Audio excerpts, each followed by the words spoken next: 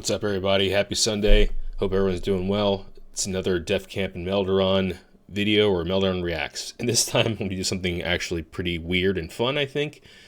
Man, we have such a long catalog of videos. And I think what I'm going to start doing is that, covering the Classic Plus stuff is fun, but I feel like it gets old after a while because, we don't know what's going to happen. You guys know my thoughts on this already, how I feel about Classic Plus and all those things. And the fact that I'm not even playing a Blizzard title right now, I'm playing on Turtle WoW, I think it would be more beneficial to go back to some of the old catalogs we have and see if things have changed in our minds after playing through Classic. Because remember, almost all the videos we made were during the private server era or right before Classic WoW launched in preparation for Classic WoW. And, things change. Your mind changes and your mindset changes. And one of the videos we got the most flack on, if you will, is this video called Are Classes Balanced in Classic WoW? I'm not going to go into why. I'm going to just play the video, and we're going to stop at points and talk about if things have changed, if my conception of things have changed, and if using the ranking system we had was actually fair to the classes. So this is kind of an experiment. Let me know if you guys like it. And I'll do more reactions to some of my older videos. And if you have certain ones in mind, we can do that. Maybe we'll do the World Buff one next. I think that would actually be a really fun one to do. And let me know in the comments what you think, that that's a good idea or not. I'd like to take the time out to talk about a fun gaming community created by friends of the channel called Context Gaming. If you missed the days of game lobbies and fireside chats about the newest titles or wonder what that was even like, Context could be the place for you. It's a haven for anyone looking to escape the politics and drama out there. For gamers of all stripes to talk about their interests with others who share them. Find community and make new friends. Min or max, Context is a place for you. You can find them on Discord at discord.gg/context. So, if you're looking for a fun environment to play games with, World of Warcraft is one of those games, give Context a visit today. Okay, let's get started. So, Are Classes Balanced in Classic WoW by Defcamp and Melderon. Hey guys, Defcamp here, and welcome to another ClassicWoW.live guide. In this guide, we're going to be exploring class balancing in Vanilla WoW in its 1.12.1 state, which is what will be used for Classic WoW. We're doing this to help you better pick your class once Classic is released. Pretty true, but not 100%. Hey guys, Melderon here. Now I know what many of you are probably thinking, Classic WoW was horribly balanced. It's actually not true when you look at the game in its three main segments. So I still agree with this, but I would add a fourth segment now, and that would be solo play. And I think that the reason we got a lot of flack from this is because people were coming from the perspective of either PvE only or PvP only, and they didn't care about the other parts of this Venn diagram.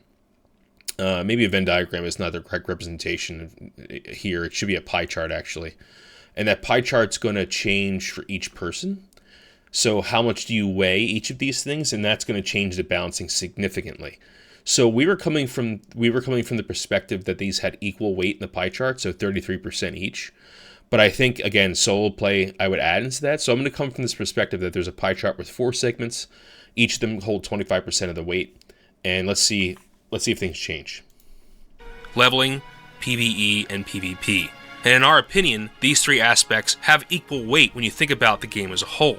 Now, of course, there are many that don't care about one of these aspects. You may just want to do PvP endgame, you may just want to do PvE endgame, or you may just want to level alts for the rest of your life. And that's fine. But when you look at class balancing and the... This is an interesting point that I think, my perspective on this has changed a little bit.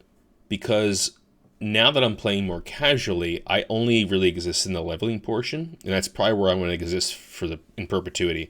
I'm never going to do endgame PvP or PvE again just because of responsibilities, life, building a family, all these other things that are happening.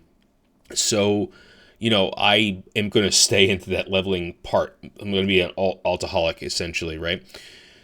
But it's interesting because, one thing I didn't talk about is the interconnectedness between PvE and PvP in Classic WoW, which I think is super unique. There's only a few examples of this going forward in the game.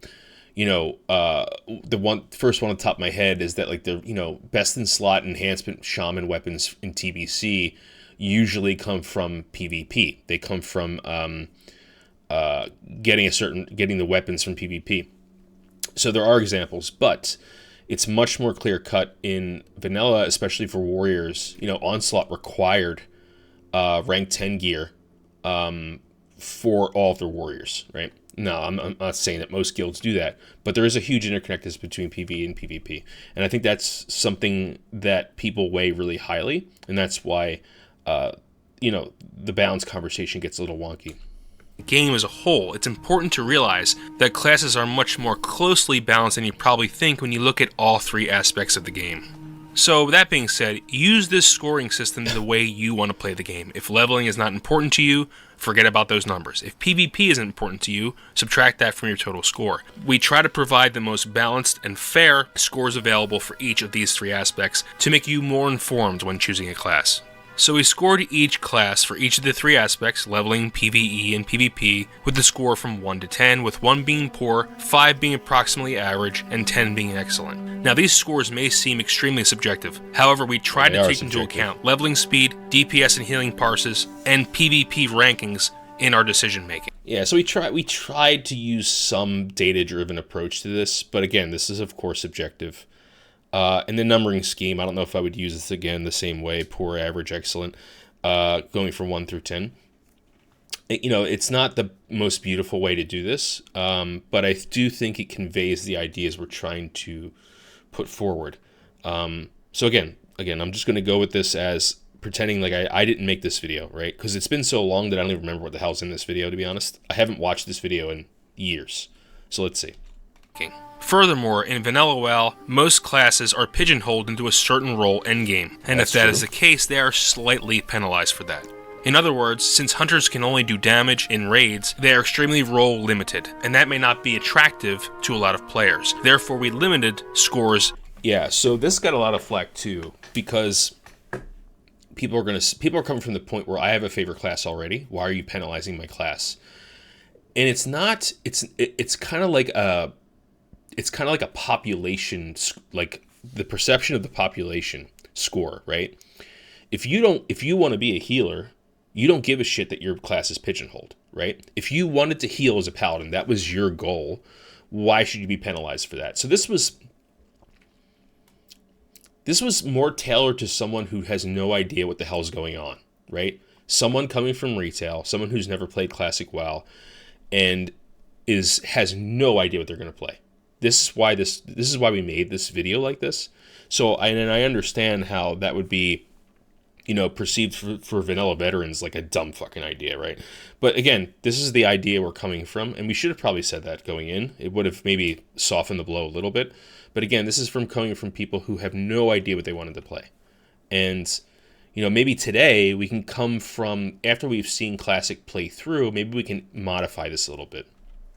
If that was the case. In that same vein or respect, classes that do have multiple roles but are not optimal in those other roles are also slightly penalized for that as well. I mean, a good example would be a Paladin. Paladins can tank, of course, but since they don't have a taunt, they are not usually taken into raids for that role.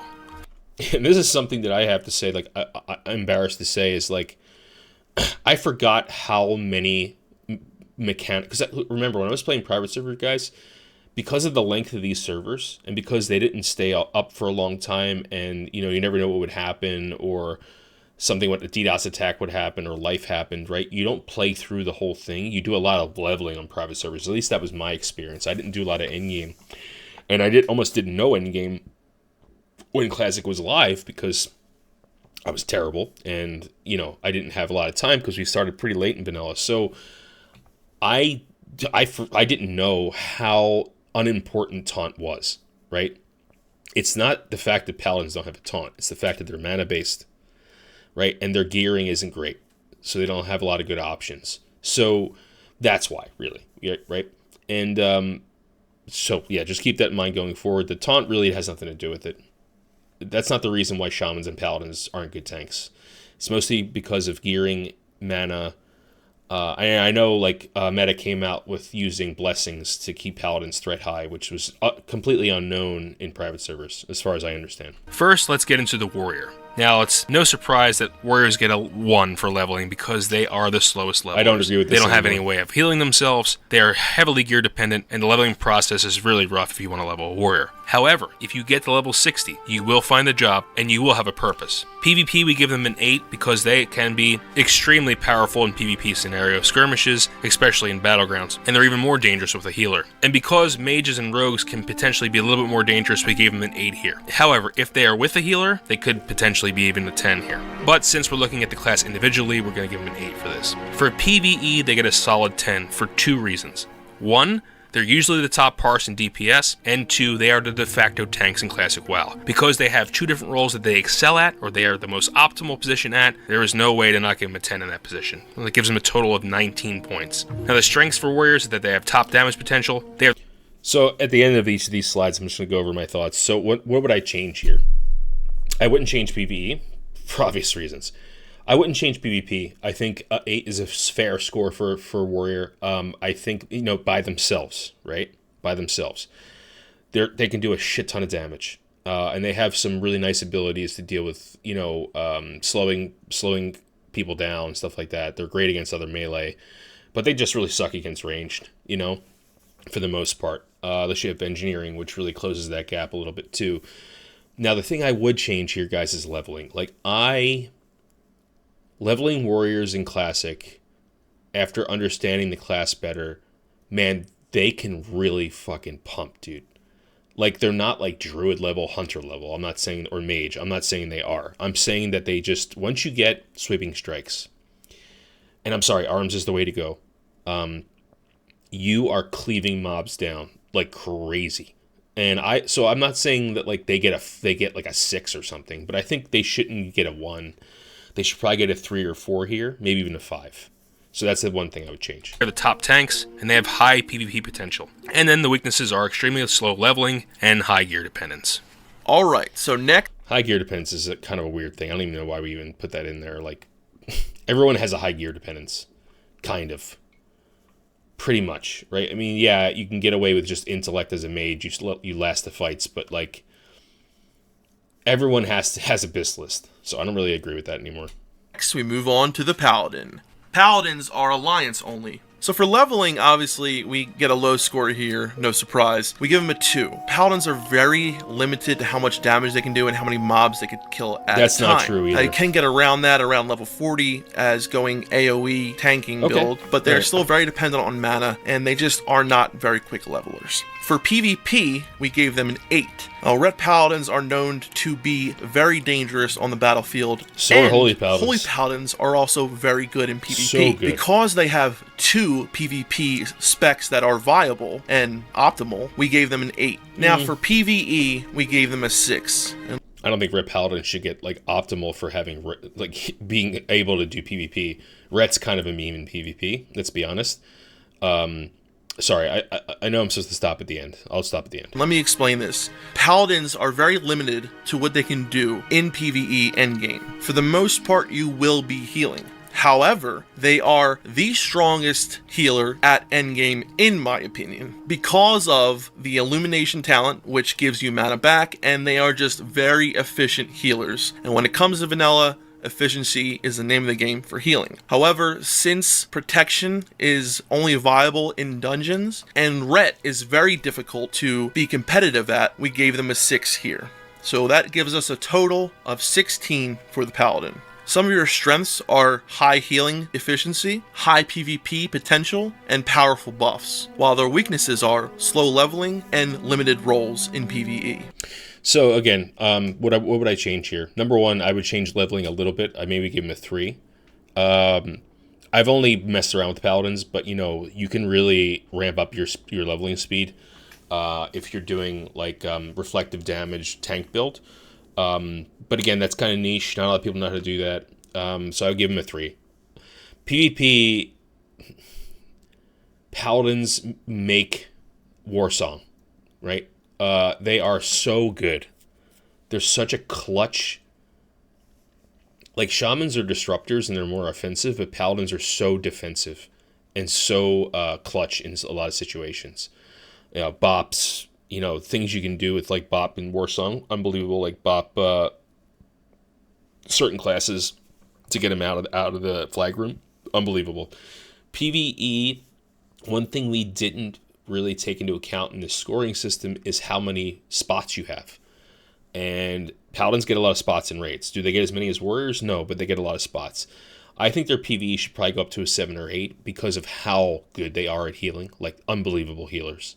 They never run out of mana. Super efficient. Buffs are... If it wasn't for, their buffs, if it wasn't for, King's Salve, Alliance rating would fall apart. Absolutely fall apart. So, maybe even get a 9 or a 10. They're super, super, super important. Even though they can really only do one spec. So I think it's really important now, like after looking at this now, to give Paladin a lot more respect in PvE.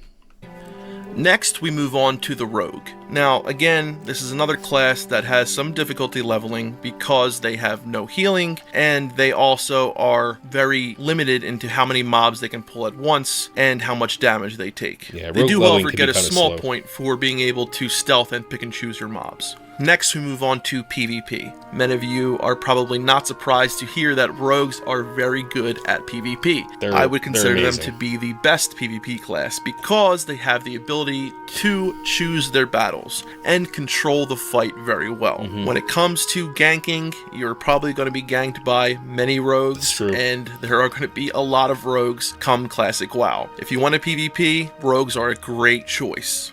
For PvE, we gave them an 8. They are very strong in PvE, usually at the top of the damage meter, somewhere around 2nd or 3rd. However, they are role limited. They can only DPS, but they do it extremely well. So our total here is 21. Some of your strengths are high damage potential, high PvP potential, and low gear dependence. While your weaknesses are slow at leveling, and of course you are limited to your role. Well, again, of course they're limited. They can only do damage. Again, this was a stupid idea. We shouldn't have done that. So for PvE, they should have gotten a 9. Leveling, I think, is fair to 3 or 4. PvP is a 10. I mean, I play Rogue. Since Classic, I've leveled 3 Rogues. 1 to 60 with Defcamp, 1 to about high 40s, and I'm actually leveling right now in Turtle WoW. I do think they are a little bit slow at leveling, but I think that the reason you play Rogue is the fun you can have with PvP, at least on a PvP server. And they have the best class fantasy. Unbelievable, awesome class fantasy. Lockpicking, poisons, stealthing around, sapping mobs, pickpocketing them. All these amazing things. I think they did the best job with class fantasy with Rogue, in my opinion. There's so many interesting quirks that Rogues have. So something we haven't been talking about is the solo play. I said I was going to talk about solo as the 4th piece of that pie chart. And so far, there's only one class that we missed that has a really high solo potential. It's Paladin. So that's something that I want to say. Paladin has huge solo potential, especially if you're tanking, tank spec, reflective damage spec. You run a lot of dungeons yourself, do a lot of farms. So Paladins get a lot of points for that. Rogues and Warriors have really low solo potential. Rogues are higher than Warriors because Rogues can sap, blind. You can kill elites yourself that way. Very, very cool. So those single kill quests where you have to kill an elusive mob or a elite mob, Rogues really, really shine there. Warriors have almost very little solo potential. If you got a nice two-hander and retaliation, you can cleave mobs down. Absolutely cleave mobs down. So there is that. But there's a lot of things that just Warriors can't do. They can't do any farms or anything like that. Rogues can do some because they can go stealth and get something or something like that. So Rogues are a little bit more powerful in that regard. As a DP. But I think the PvP and PvE are fair. I think they should probably get a 9 in PvE. They are the 2nd highest DPS on average. Usually. A Mage can be up there too. But yes, in PvE and in PvP. Let's now move on to the Shaman, which is also a hybrid class. Very similar to the Paladin. This is a horde-only class. For leveling, we gave him a 4, primarily because of Ghost Wolf, which you obtain at level 20, and provides a 40% increase to movement speed. They can heal, so they can take multiple mobs on, usually, and they have many mechanics that allows them to get out of fights if they need to. For PvP, we gave them an 8, because all 3 specs are viable. They may not be the best or optimal specs, but they are viable. Elemental Shaman can really produce a lot of damage very, very quickly. Enhancement Shamans are highly based on RNG, but can also provide a burst burst damage when needed, and Restoration Shamans are excellent in PvP skirmishes, primarily due to chain heal and their totems. For PvE, we gave them a 5, because as with most hybrid classes, there is a hybrid tax, and they really are relegated only to healing during endgame. Elemental and Enhancement are not great at all, and are subpar in DPS and mana efficiency. However, Restoration Shaman, with Chain Heal and their totem utility, are heavily needed in Horde raids. They get a total of 17. Yeah, I think this is kind of fair.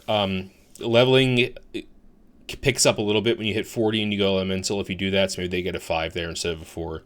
PvP... Bro, Elemental Shaman is amazing in PvP. And so is like Ellie Resto, I guess you could say. If you want to do Nature Swiftness instead of Elemental Mastery, but I don't recommend that because it's so much fun to have EM. I probably give them a 9 now. Maybe, yeah, a 9. I think they're so powerful. We did like 15-man Elemental Shaman BGs, and we just annihilated everybody. It was unbelievable how powerful they are. PvE, again, I don't like penalizing them because they are relegated to healing. Like Paladins, they are needed. Absolutely 100% needed in Horde raids because of Wind Fury Totem. You can't... Again, if Alliance had everything they had and we didn't have Wind Fury Totem, we wouldn't get even close to be able to compete with Alliance. So, super, super important. So I think they should get a little bit higher score than they got in this assessment. They have very little solo capabilities. You can do some stuff.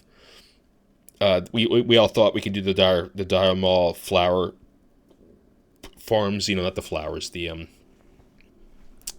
Lasher farm, but that wasn't really possible due to elemental resistances. But anyway, they don't really have a lot of solo play. But yeah, I think Shamans should get a little bit more love in leveling, maybe a 5. PvE, they should get like a 6 or a 7 because like they're so important. They're so absolutely important. Your strengths as a Shaman are going to have effective healing with Chain Heal, high PvP potential as all 3 specs are viable, high utility in the form of totems. Your weaknesses are going to be average leveling, and you're heavily role limited in PvE.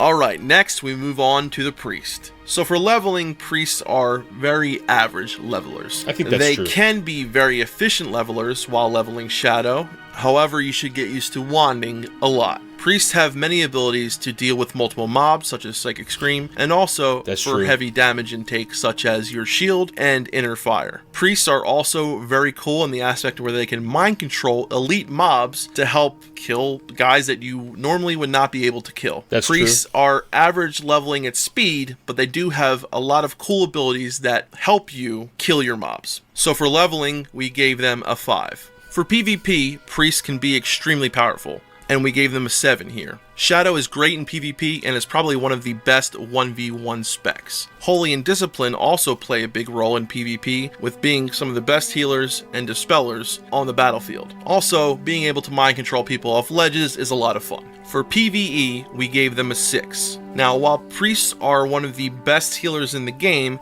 they are very limited to what they can do in PvE. Most of the time you are going to be healing, either as Discipline with your Power Infusion, or as a Holy Priest. However, there are small scenarios where you will be invited as a Shadow Priest to give that Shadow Weaving buff. And for that reason, we gave them a total of 6, which is about average. That gives us a total of 18 for Priests. Some of your strengths are high healing potentials, high PvP potential, while the weaknesses are average leveling and roles limited in PvE.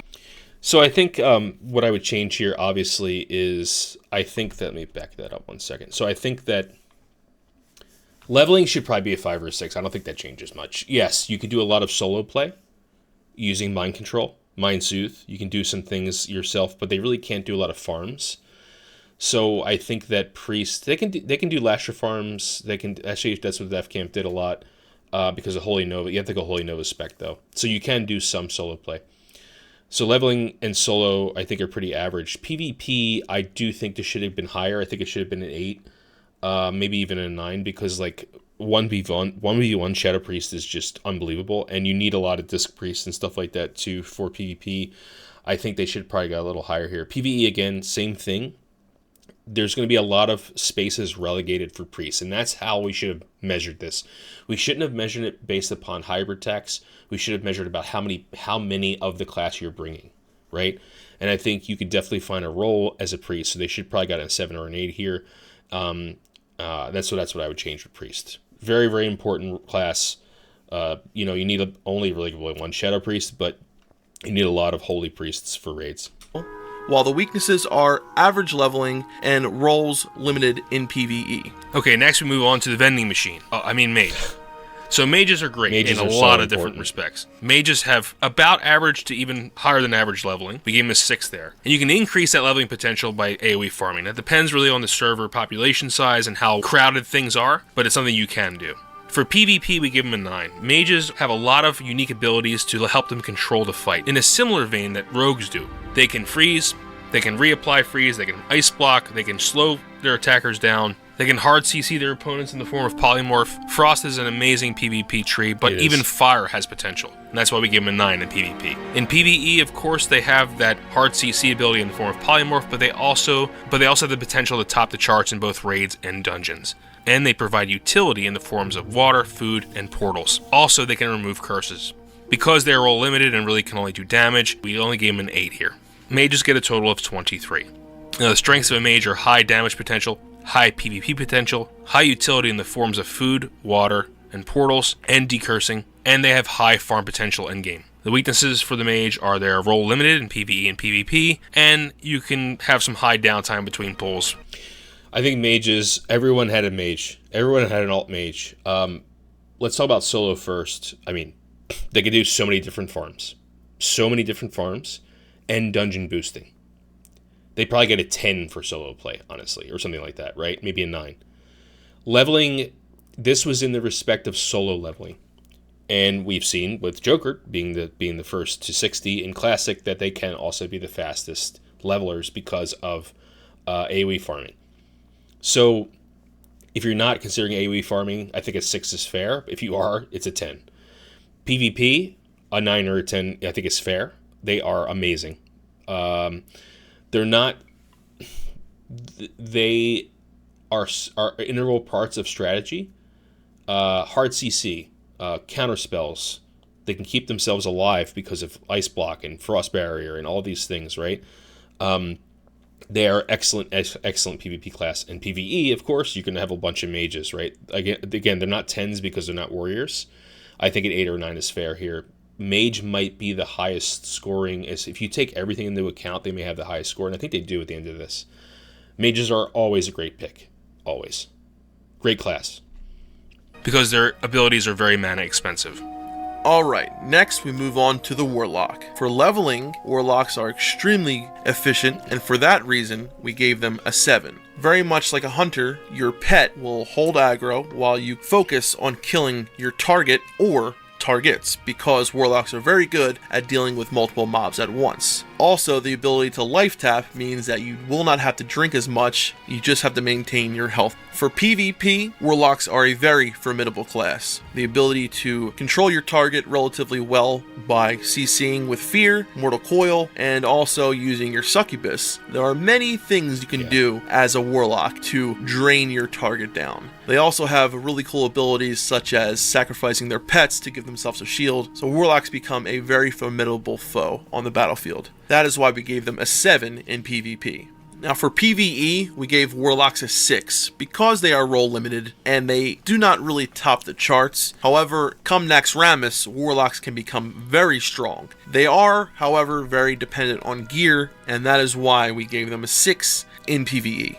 That gives us a total of 20 for Warlocks. Your strengths is that you are a fast leveler, you have high PvP potential, and high utility in the form of health stones, summoning, and soul stones. Your weaknesses are you are very role limited in PvE and PvP, and again you have very high gear dependence. I don't know why we even did that. So, what would I change here? Not much, to be honest. I would give him a little. I would maybe give him an 8 in PvP. Warlocks are one of the best 1v1 classes in the game. We've seen that many, many times. PvE, I actually would drop them down a little bit to maybe to a 5. There's not as many spaces for Warlocks as there are for Mages. Leveling, I think, is okay at a 7. I think that's probably fine, maybe a 6 or a 7. Solo play, you can't do a lot of farms, but you can do a lot of interesting stuff, like Defcamp was talking about controlling mobs and killing a lot of mobs at a time. Very efficient, very much like a hunter, right? But they don't have the farming potential of a hunter. So I think that 7 is pretty fair for leveling. Solo play, again, I don't know what I would give him, a 5 or a 6. So again, I think this is the least unchanged rating I would give. Maybe a little bit more in PvP, a little bit less in PvE. PvP, and again, you have very high gear dependence in PvE.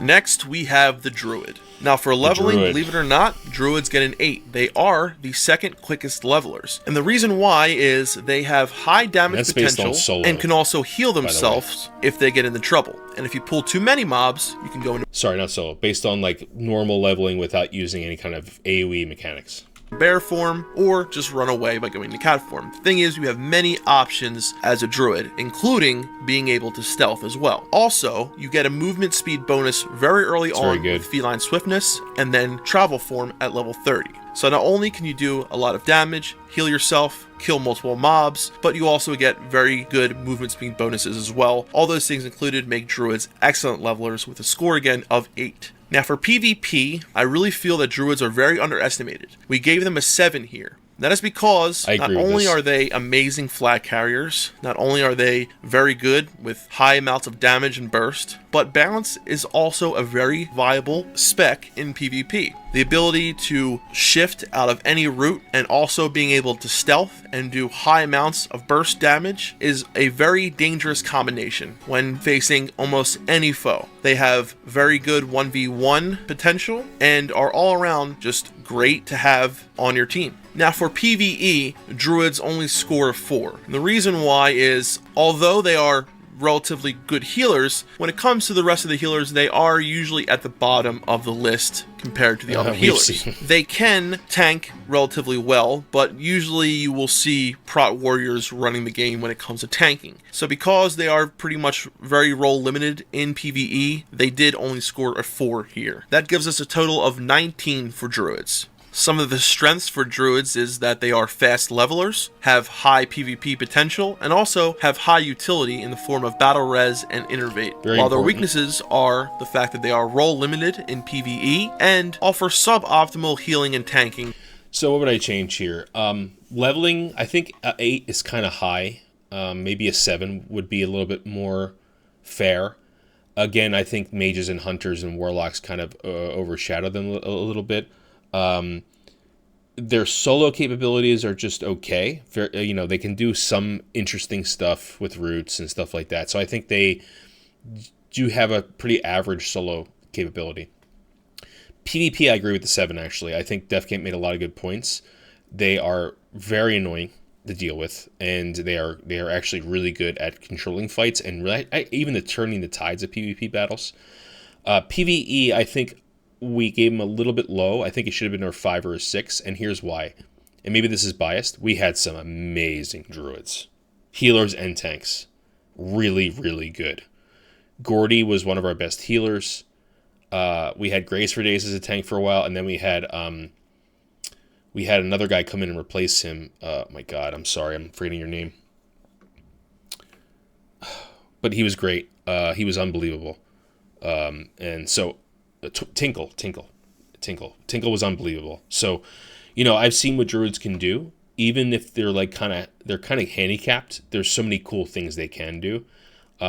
So a good druid player can turn a class that's kind of imbalanced, in my opinion, one of the most imbalanced classes in the game as far as like they have a really high handicap against them, into an amazing class. So it depends on the person, but so. Yeah, I think PvE should get a little bit more. I think leveling should go down a little bit. When compared to other classes. Okay, time to talk about the last class on our list, the Hunter. Now, it's no surprise here that Hunters get a solid 10 in leveling. They are by far the fastest leveling class, and this is for a number of reasons, but mostly it's because of their pet, and their ability to do high damage with their auto attacks. So pets can be of multiple different types, you can actually have a lot of customization with that, and you can optimize pets for tanking capability, DPS, or other abilities. And with your pet, you'll have the capability of farming very quickly, killing multiple mobs at a time, switching from mob to mob. You don't have to spend a lot of mana to kill mobs, you can just auto attack, put it on a Serpent's Sting, and move on to the next one. Whereas Warlocks are going to have a lot more downtime due to their higher mana usage. Also, you'll gain movement speed increase in the form of Aspect of the Cheetah, which can even be modified in the Beast Mastery tree, and you have the capability of soloing many quests that require you to kill elite mobs. For PvP, we give them a 5. They are, of course, a good PvP class, but in our eyes, they're actually pretty average. During the leveling process, if you open up on someone, it's very hard for them to kill you, but in battleground scenarios and in endgame PvP, Hunters can be killed by closing the distance between them and focusing on the Hunter itself and ignoring the pet. But in open world PvP scenarios, Hunters are very, very good. However, since most endgame PvP is done in battlegrounds, we only gave them a 5 here, which is approximately average. For PvE, they get a 3. Out of the pure damage classes, they actually are the lowest on the totem pole when it comes to parses over the course of all raid tiers. They are pretty powerful in the beginning, but they don't scale well over the course of vanilla. For that, we only gave them a 3, since they are pretty low on the totem pole, but also are role limited as well. So we get a total of 18 for the Hunter. Now your strengths are the fastest leveling possible, and high farm potential while during leveling and at endgame, so they're really good for making money. Your weaknesses are going to be role limited in both PvE and PvP, and you'll have pretty low raid DPS. So I think everyone, as I said, everyone had a Mage alt. I think everyone had a Hunter alt. I definitely did. Hunter I actually found a little bit more useful for me because I didn't want to do the dungeon farms. Or sorry, in the boosting I meant. Leveling, I think, is a 10. I think they're 9 or 10. Their solo potential is second only to Mage, and only by like a half a point. Like, they can't do as many like weird things like, dungeon pulls and dungeon boosting, but they can do Dire Maul Tribute, they can do Princess runs, they can do Dire Maul Easts, they can do so many different things. And their leveling capability is insane as well. They're so efficient. You don't even have to use mana. You just auto attack with your pet, right? They're just unbelievable. PvP, I think we gave them a low score here. I think they should have got a 6. They're not the greatest PvP class. Solo, they're amazing, but in battlegrounds, like we said, they're kind of like they're not a huge threat, at least to me as an elemental shaman. But I know to other classes they of course would be like a warrior or a rogue, and I think that they're better than a 5. I think they're a 6. PvE. I like what I said, that they are the lowest pure damage DPS out of all the pure damage classes. And that's pretty much true. Again, we had very good Hunters. Very good Hunters. And I think that deserves a 4. I think they should get a little higher than that. But I wouldn't change much here. I think this is a pretty fair assessment. Yes, for a pure damage class. So here are all the classes so we can compare them all. And this is ranked by total score. And as you can see, Paladin has the lowest total score and Mage has the highest total score. What I'm trying to argue here is that when you take all things into account, leveling, PvP, and PvE, classes become much more balanced than you probably previously thought. I think this overarching idea still remains. I think that with my new scoring metric, it gets even closer. Because I added the solo aspect, right? And I gave classes... I didn't really deduct from anyone. I added in most cases, right? And I think that gets it pretty damn close to balanced. I still think Mage is on top, and that's fine. But I liked this idea. I think this was a good idea because it shows people that there's so much more to think about. And the two huge things I would change is add solo play and add position, like how many actual positions are available for each of these classes in a raid. Those things really shift this around a little bit, like the rankings, I mean, but it actually solidifies the idea that everything is very, very balanced when you take the whole game into account. Because it's a long game, it's a vast game. Looking at one of these columns, I think is short-sighted. And this was the whole point of this video. And I'm really eager what you guys think about this. and about how accurate this was and how it could have been improved, and what you think my new assessment is. However, if you're not interested in certain aspects of this, remove that column and calculate your own totals, and see if that helps you make a better decision, and if classes seem to be a little more balanced to you in that respect. The leveling process is long, and it's a commitment to pick a class in Classic WoW, so hopefully this guide has helped you realize what you want to play, why you want to play it, and what each class' strengths and weaknesses are. Now, it's no surprise to me that Mage is number 1 here, because they do well in pretty much every aspect. Also, it's interesting to see that Priests, Hunters, Warriors, and Druids kind of fall in the average range there. Now, Warriors are historically known to be the most played classes in most private servers, and it's interesting to see that they fall kind of average when you take the leveling into account, and you'll see a lot of warriors being created in Classic WoW, but I guarantee you that they all won't make it to 60 because of the grind and because of how hard the leveling process is. But if you get there, the rewards are there. And finally, Paladins and Shamans, which are historically the least played classes, do have the lowest scores because of their pure hybrid nature. Now, with all of this being said, I'd like to add that just because a class you like or spec that you like scored low on this list does not in any way mean you should not play it. If you have your heart set on something you like playing as an 100%. Enhancement Shaman in PvE, we would be one. The most important thing is to pick which one speaks to you the best and which one you're going to have fun with. That's the most important thing. Definitely. But I think it's good to know the inherent weaknesses and strengths of each class.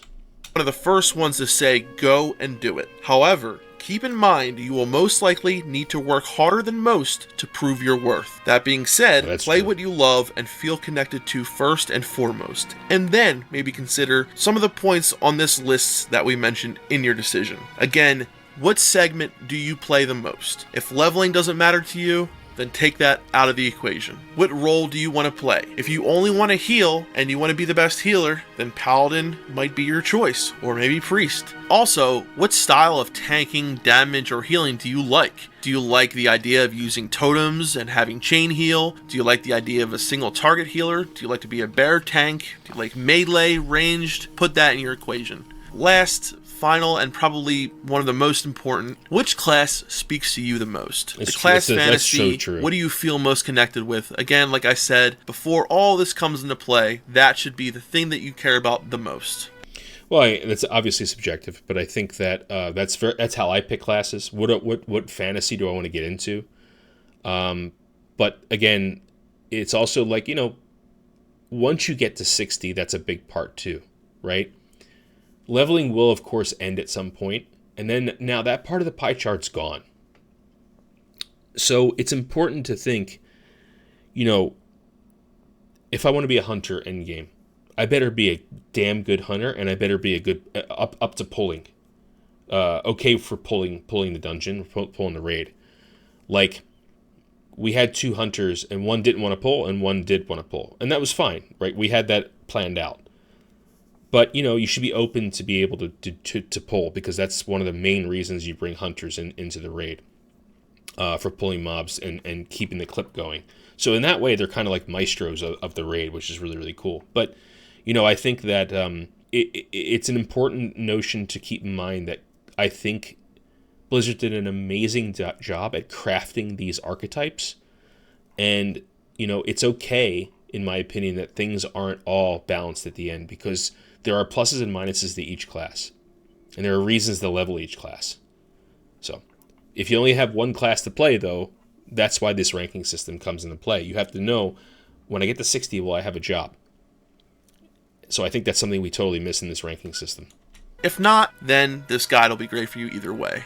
Well, ladies and gents, well, that was fun. I really like this. I think this was a good idea. I had a lot of fun doing it, and I think I'll do more of this, because there's so many videos we made that are just kind of like, I forgot about. And maybe I'll do the World Buff one next. Let me know what you think in the comments. Do you like this or not? I mean, I think these are so distantly related to what we're doing now and how long ago they were. And now we have a fresh set of eyes and saw so many new and interesting things. I think it's cool to go back and watch this stuff. So anyway, let me know what you thought. I hope you enjoyed it. Let me know your thoughts on the rankings. What do you think is the best way to look at this now? Do you agree or disagree with our assessments? Anyway, have a great Sunday, everyone. Keep on and grinding. This is Melderon signing off. Thanks for watching another reaction video.